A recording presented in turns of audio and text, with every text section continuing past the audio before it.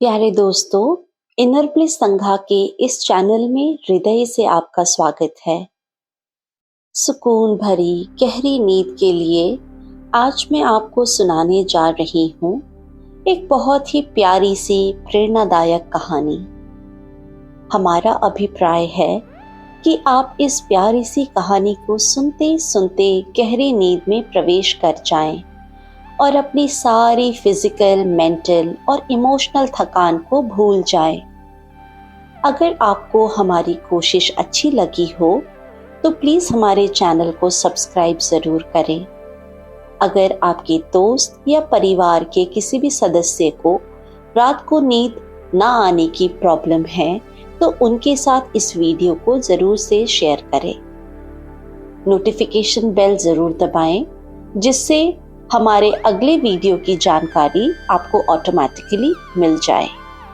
गहरी नींद में प्रवेश करने से पहले कमरे का माहौल बना लें। अपने कमरे की सारी लाइट्स बंद कर दें। अपने बेड पर कंफर्टेबल होकर आराम से लेट जाएं। अपने पलकों को धीरे से बंद हो जाने दें। आप जिस भी पोजीशन में सोना पसंद करते हैं आप उस पोजीशन में लेट सकते हैं। कहानी का शीर्षक है काबुली वाला। मेरी 5 वर्ष की छोटी लड़की मिन्नी से पल भर भी बात किए बिना नहीं रहा जाता। दुनिया में आने के बाद भाषा सीखने में उसने सिर्फ 1 ही वर्ष लगाया होगा। उसके बाद से जितनी देर तक सो नहीं पाती है उस समय तक एक पल भी वो चुप नहीं रह सकती। उसकी माता बहुधा डांट फटकार कर उसकी चलती हुई जबान बंद कर देती है, किंतु मुझसे ऐसा नहीं होता। मिन्नी का मौन मुझे ऐसा अस्वाभाविक सा प्रतीत होता है कि मुझसे वो अधिक देर तक सहा नहीं जाता, और यही कारण है कि मेरे साथ उसके भावों का आदान प्रदान कुछ अधिक उत्साह के साथ होता रहता है। सवेरे मैंने अपने उपन्यास के 17वें अध्याय में हाथ लगाया ही था कि इतने में मिन्नी ने आकर कहना शुरू कर दिया, बाबूजी, रामदयाल दरबान कल काक को कौवा कह रहा था। वो कुछ जानता ही नहीं है ना बाबूजी। विश्व की भाषाओं की विभिन्नता के विषय के बारे में कुछ बताने से पहले ही उसने दूसरा प्रसंग छेड़ दिया। बाबूजी, भोला कहता था आकाश मुंह से पानी फेंकता है जिससे बारिश होती है।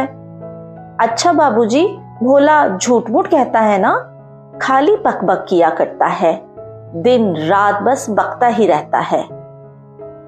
इस विषय में मेरी राय की तनिक भी राह न देखकर चट से धीमे स्वर में एक और जटिल प्रश्न कर बैठी, बाबूजी, मां तुम्हारी कौन लगती है? मन ही मन मैंने कहा, साली, और फिर बोला, मिनी तू जा भोला के साथ खेल, मुझे अभी काम है। तब उसने मेरे टेबल के पैरों के पास बैठकर अपने दोनों घुटने और हाथों को हिला हिलाकर बहुत जल्दी से मुंह चलाकर अटकन बटकन दही चटाके कहना शुरू कर दिया। जबकि मेरे उपन्यास के अध्याय में प्रताप सिंह उस समय कंचनमाला को लेकर रात्रि के प्रगाढ़ अंधकार में बंदी ग्रह के ऊंचे झरोखे से नीचे कलकल करती हुई सरिता में कूद रहे थे। मेरा घर सड़क के किनारे पर था। सहसा मिनी अपने अटकन बटकन को छोड़कर कमरे की खिड़की के पास दौड़ गई और जोर जोर से चिल्लाने लगी, काबुल वाला, ओ काबुल वाला। मैले कुचैले ढीले कपड़े पहने, सिर पर कुल्ला रखे, उस पर साफा बांधे, कंधे पर सूखे फलों की मैली झोली लटकाए, हाथ में चमन के अंगूर की कुछ पिटारियां लिए एक लंबा तगड़ा सा काबुली मंद चाल से सड़क पर जा रहा था। उसे देखकर मेरी छोटी बेटी के हृदय में कैसे भाव उदय हुए ये बताना तो असंभव है। उसने जोरों से पुकारना शुरू किया। मैंने सोचा, अभी झोली कंधे पर डाले सर पर एक मुसीबत आ खड़ी होगी और मेरा 17वां अध्याय आज भी अधूरा रह जाएगा। किंतु मिन्नी के चिल्लाने पर ज्यों ही काबुली ने हंसते हुए उसकी ओर मुंह फेरा और घर की ओर बढ़ने लगा, वैसे ही मिन्नी भय खाकर भीतर भाग गई। फिर उसका पता ही नहीं लगा कि कहाँ छिप गई। उसके छोटे से मन में एक अंधविश्वास बैठ गया था कि उस मैली कुचैली झोली के अंदर ढूंढने पर उस जैसी और भी जीती जागती बच्चियां निकल सकती हैं। इधर काबुली ने आकर मुस्कुराते हुए मुझे हाथ उठाकर अभिवादन किया और खड़ा हो गया। मैंने सोचा, वास्तव में प्रताप सिंह और कंचनमाला की दशा अत्यंत संकटापन्न है। फिर भी घर में बुलाकर इससे कुछ ना खरीदना तो अच्छा नहीं होगा। कुछ सौदा खरीदा गया।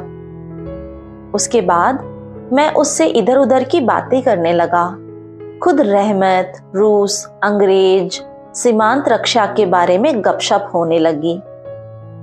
अंत में उठकर जाते हुए उसने अपनी मिलीजुली भाषा में पूछा, बाबूजी, आपकी बच्ची कहाँ गई? मैंने मिनी के मन से व्यर्थ का भय दूर करने के अभिप्राय से उसे भीतर से बुलवा लिया। वो मुझसे बिल्कुल लगकर काबुली के मुख और झोली की ओर संदेहात्मक दृष्टि डालती हुई खड़ी रही। काबुली ने झोले में से किशमिश और खुबानी निकालकर देना चाहा, पर उसने लिया नहीं और दुगुने संदेह के साथ मेरे घुटनों से लिपट गई। उसका पहला परिचय इस प्रकार हुआ। इस घटना के कुछ ही दिन बाद एक दिन सवेरे मैं किसी आवश्यक कार्यवश बाहर जा रहा था। तब मैंने देखा मेरी बिटिया दरवाजे के पास बेंच पर बैठी हुई काबुली वाले से हंस हंस कर बातें कर रही है और काबुली उसके पैरों के समीप बैठा बैठा मुस्कुराता हुआ उन्हें बड़े ध्यान से सुन रहा है और बीच बीच में अपनी राय मिली जुली भाषा में बोल भी रहा है। मिनी को अपने 5 वर्ष के जीवन में बाबूजी के सिवा ऐसा धैर्यवान श्रोता शायद ही कभी मिला हो। मैंने देखा उसके फ्रॉक का आगे का हिस्सा बादाम और किशमिश से भरा हुआ है। मैंने काबुली से कहा, इसे ये सब क्यों दिया? अब कभी मत देना, कहकर कुर्ते की जेब में से एक अठन्नी निकालकर उसे दी।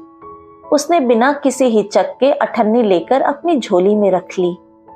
कुछ देर बाद घर लौटकर देखता हूं तो उस अठन्नी ने बहुत बड़ा उपद्रव खड़ा कर दिया।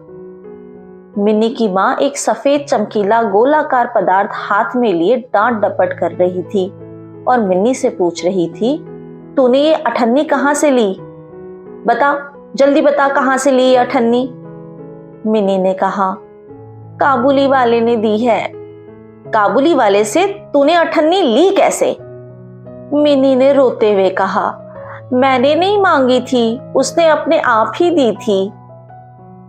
मैंने जाकर मिनी के उस अकस्मात मुसीबत से रक्षा की और उसे बाहर ले आया। मालूम हुआ कि काबुली के साथ मिनी की ये दूसरी ही भेंट थी। सो बात नहीं। इस दौरान में वो रोज आ रहा है और पिस्ता बादाम की रिश्वत दे देकर मिन्नी के छोटे से हृदय पर बहुत अधिकार कर रहा है। मैंने देखा कि इस नई मित्रता में बंधी हुई बातें और हंसी ही प्रचलित है। जैसे मेरी बिटिया रहमत को देखते ही हंसती हुई पूछती, काबुली वाला, ओ काबुली वाला, तुम्हारी झोली के भीतर क्या है? काबुली, जिसका नाम रहमत था, एक अनावश्यक चंद्र बिंदु जोड़कर मुस्कुराता हुआ उत्तर देता, हाँ बिटिया। उसके परिहास का रहस्य क्या है ये तो नहीं कहा जा सकता। फिर भी इन नए मित्रों को इससे तनिक विशेष खेल सा प्रतीत होता है और जाड़े के प्रभात में एक सायने और एक बच्चे की सरल हंसी सुनकर मुझे भी बड़ा अच्छा लगता था। उन दोनों मित्रों में और भी एक आध बात प्रचलित थी।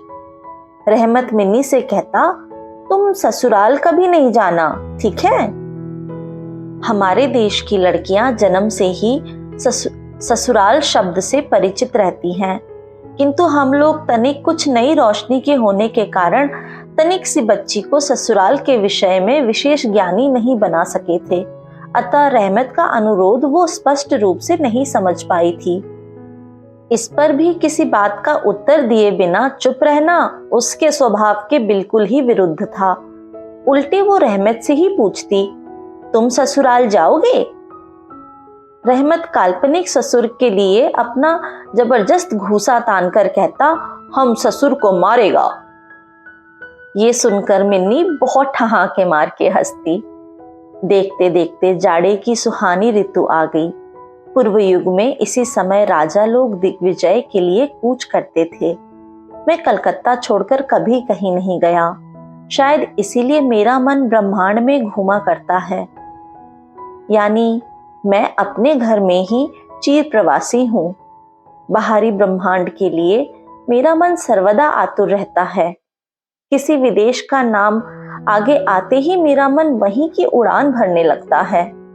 इसी प्रकार किसी विदेशी को देखते ही तत्काल मेरा मन सरिता पर्वत विहड़ वन के बीच में एक कुटीर का दृश्य देखने लगता है और एक उल्लासपूर्ण स्वतंत्र जीवन यात्रा की बात कल्पना में जाग उठती है। मैं ऐसी प्रकृति का प्राणी हूँ जिसका अपना घर छोड़कर बाहर निकलने से सिर कटता है। यही कारण है कि सवेरे के समय अपने छोटे से कमरे में मेज के सामने बैठकर उस काबुली से गपशप लड़ाकर बहुत कुछ भ्रमण का काम निकाल लिया करता हूँ। मेरे सामने काबुल का एक पूरा चित्र खिंच जाता।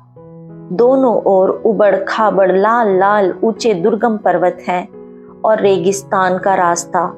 उन पर लदे हुए ऊंटों की कतार जा रही है। ऊंचे ऊंचे साफे बांधे हुए सौदागर और यात्री कुछ ऊंट की सवारी पर हैं तो कुछ पैदल ही जा रहे हैं। किन्हीं के हाथों में बर्छा है तो कोई बाबा आदम के जमाने की पुरानी बंदूक थामे हुए हैं। बादलों की भयानक गर्जन के स्वर में काबुली लोग अपने मिली जुली भाषा में अपने देश की बातें कर रहे हैं। मिनी की माँ बड़ी वहमी तबीयत की है। राह में किसी प्रकार का शोरगुल हुआ नहीं कि उसने समझ लिया कि संसार भर के सारे मस्त शराबी हमारे ही घर की ओर दौड़े आ रहे हैं। उसके विचार में यह दुनिया इस छोर से उस छोर तक चोर, डकैत, मस्त, शराबी, सांप, बाघ, रोग, मलेरिया, तिलचट्टे और अंग्रेजों से भरी पड़ी है। इतने दिन इस दुनिया में रहते हुए भी उसके मन का ये रोग दूर नहीं हुआ। रहमत काबुली की ओर से भी वह पूरी तरह निश्चिंत नहीं थी। उस पर विशेष नजर रखने के लिए मुझसे बार बार अनुरोध करती रहती। जब मैं उसके शक को मजाक में उड़ा लेता तो मुझसे एक साथ कई प्रश्न पूछ बैठती। क्या कभी किसी का लड़का नहीं चुराया गया है? क्या काबुल में गुलाम नहीं बिकते? क्या एक लंबे तगड़े काबुली के लिए एक छोटे बच्चे का उठा ले जाना असंभव है? इत्यादि इत्यादि। मुझे मानना पड़ता कि ये बात नितांत असंभव हो सो बात नहीं, पर भरोसे के काबिल नहीं। भरोसा करने की शक्ति सब में समान नहीं होती। इसीलिए मिनी की माँ के मन से ये भय दूर नहीं हो रहा था। लेकिन केवल इसीलिए बिना किसी दोष के रहमत को अपने घर में आने से मना कर देना, ये मुझे ठीक नहीं लगा। हर वर्ष रहमत माघ के मास में अपने देश लौट जाता। इस समय वो अपने व्यापारियों से रुपया पैसा वसूल करने में तल्लीन रहता है। उसे घर घर दुकान दुकान घूमना पड़ता है। फिर भी मिन्नी से उसकी भेंट एक बार अवश्य हो जाती है। देखने में तो ऐसा प्रतीत होता है कि दोनों के मध्य किसी षड्यंत्र का श्री गणेश हो रहा है। जिस दिन वो सवेरे नहीं आ पाता, उस दिन वो शाम को हाजिर हो जाता है। अंधेरे में घर के कोने में उस ढीले ढाले जामा पजामा पहने झोली वाले लंबे तगड़े आदमी को देखकर सचमुच ही मन में अचानक एक डर सा पैदा हो जाता है। लेकिन जब देखता हूँ कि मिन्नी ओ काबुल वाला पुकारती हुई हंसती दौड़ती आती है और दो भिन्न भिन्न आयु के असम मित्रों में वही पुराना हंसी ठट्टा चलने लगता है, तब मेरा सारा हृदय खुशी से नाच उठता है। एक दिन सवेरे मैं अपने छोटे कमरे में बैठा हुआ अपनी नई पुस्तक के प्रूफ देख रहा था। ठंड जाने से पहले 2-3 दिन से खूब जोर से अपना प्रकोप दिखा रही है। जिधर देखो उधर बस ठंड की ही चर्चा हो रही है। ऐसे ठंड में खिड़की में से सवेरे की धूप मेज के नीचे और मेरे पैरों पर आ पड़ी। उसकी गर्मी मुझे बहुत अच्छी लगी। लगभग 8 बजे का समय होगा। सर में मफलर लपेटे उषा चरण सवेरे की सैर करके घर की ओर लौट रहे थे। ठीक इस समय राह में एक बड़े जोर का शोर सुनाई दिया। देखा तो अपने उसी रहमत को 2 सिपाही बांधकर ले जा रहे हैं। उसके पीछे बहुत से तमाशाई बच्चों का झुंड चला आ रहा है। रहमत के ढीले ढाले कुर्ते पर खून के दाग हैं और एक सिपाही के हाथ में खून से लथपथ छुरा। मैंने द्वार से बाहर निकलकर सिपाही को रोक लिया और पूछा, क्या बात हो गई है? कुछ सिपाही से और कुछ रहमत से सुना कि हमारे एक पड़ोसी ने रहमत से रामपुरी चादर खरीदी थी। उसके कुछ रुपए उसकी ओर बाकी थे, जिन्हें देने से उसने साफ इनकार कर दिया। बस इसी पर दोनों में बात बढ़ गई और रहमत ने छुरा निकालकर घोंप दिया। रहमत उस झूठे बेईमान आदमी के लिए भिन्न भिन्न प्रकार के अपशब्द सुना रहा था। इतने में काबुल वाला, ओ काबुल वाला, पुकारती हुई मिन्नी घर से निकल आई। रहमत का चेहरा क्षण भर में कौतुक हास्य से चमक उठा। उसके कंधे पर आज झोली नहीं थी, अतः झोली के बारे में दोनों मित्रों की अभ्यस्त आलोचना ना चल सकी। मिन्नी ने आते के साथ ही उससे पूछा, तुम ससुराल जाओगे? रहमत ने प्रफुल्लित मन से कहा, हाँ वहीं तो जा रहा हूं। रहमत ताड़ गया कि उसका यह जवान मिन्नी के चेहरे पर हंसी न ला सकेगा और तब उसने हाथ दिखाकर कहा, ससुर को मारता पर क्या करूं, हाथ बंधे हुए हैं। छुरा चलाने के जुर्म में रहमत को कई वर्ष का कारावास मिला। रहमत का ध्यान धीरे धीरे मन से बिल्कुल उतर गया। हम लोग अब अपने घर में बैठकर सदा के अभ्यस्त होने के कारण नित्य के काम धंधों में उलझे हुए दिन बिता रहे थे। तभी एक स्वाधीन पर्वतों पर घूमने वाला इंसान कारगार की प्राचीरों के अंदर कैसे वर्ष पर वर्ष काट रहा होगा, ये बात मेरे मन में कभी उठी ही नहीं। और चंचल मिनी का आचरण तो और भी लज्जाप्रद था। ये बात उसके पिता को भी माननी पड़ेगी। उसने सहज ही अपने पुराने मित्र को भूलकर पहले तो नबी साइंस के साथ मित्रता जोड़ी, फिर क्रमशः जैसे जैसे उसकी वयोवृद्धि होने लगी वैसे वैसे सखा के बदले एक के बाद एक उसकी सखियां जुटने लगी। और तो क्या, अब तो वो अपने बाबूजी के लिखने के कमरे में भी दिखाई नहीं देती। मेरा तो एक तरह से उसके साथ नाता ही टूट गया है। कितने ही वर्ष बीत गए। वर्षों बाद आज फिर शरद ऋतु आई है। मिनी की सगाई की बात पक्की हो गई। पूजा की छुट्टियों में उसका विवाह हो जाएगा। कैलाश वासिनी के साथ साथ अब की बार हमारे घर की आनंदमयी मिनी भी माँ बाप के घर में अंधेरा करके ससुराल चली जाएगी। सवेरे दिवाकर बड़े सज धज के साथ निकले। वर्षों के बाद शरद ऋतु की ये नई धवल धूप सोने में सुहागे का काम कर रही है। कलकत्ता की संकरी गलियों में से परस्पर सटे हुए पुराने झटझर गंदे घरों के ऊपर भी इस धूप की आभा ने एक प्रकार का अनोखा सौंदर्य बिखेर दिया है। हमारे घर पर दिवाकर के आगमन से पहले ही शहनाई बज रही है। मुझे ऐसा प्रतीत हो रहा है कि जैसे ये मेरे हृदय की धड़कनों में से रो रो कर बज रही हो।